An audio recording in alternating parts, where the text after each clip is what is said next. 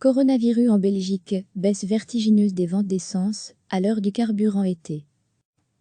La baisse de volume des ventes d'essence, 95 et 98, est vertigineuse après un mois de confinement pour contrer la propagation du coronavirus et avoisine les 80 à 85%, indique lundi la Bravco, la Fédération belge des négociants en combustible et carburant.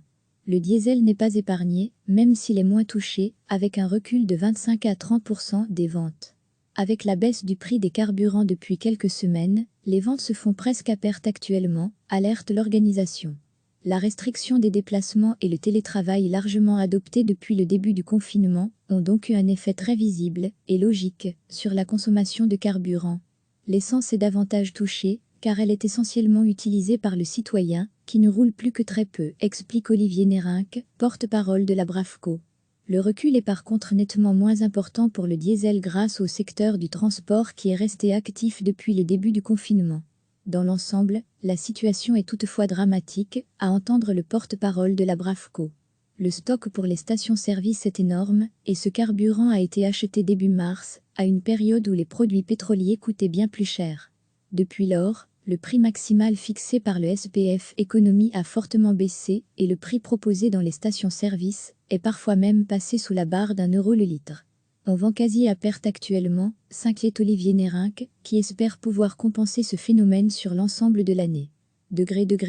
À lire aussi, coronavirus, la chute des cours du pétrole, personne n'en profite en Belgique. Cette situation pose un autre problème, l'impossibilité de passer à l'essence d'été, qui devait se faire le 1er mai. Il s'agit d'une norme européenne, avec une pression vapeur de 60 kPa au lieu de 95 kPa, qui produit moins de vapeur d'eau par forte chaleur, et donc limite les risques d'explosion. Mais les cuves sont encore pleines de l'ancien carburant, et ne pourront pas l'accueillir en ami.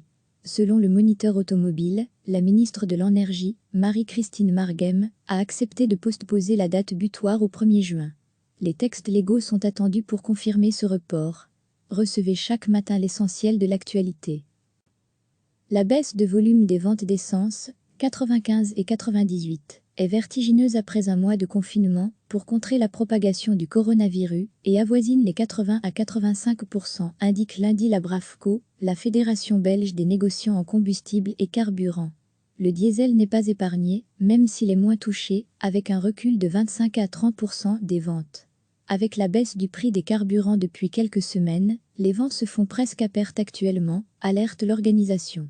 La restriction des déplacements et le télétravail largement adopté depuis le début du confinement ont donc eu un effet très visible et logique sur la consommation de carburant.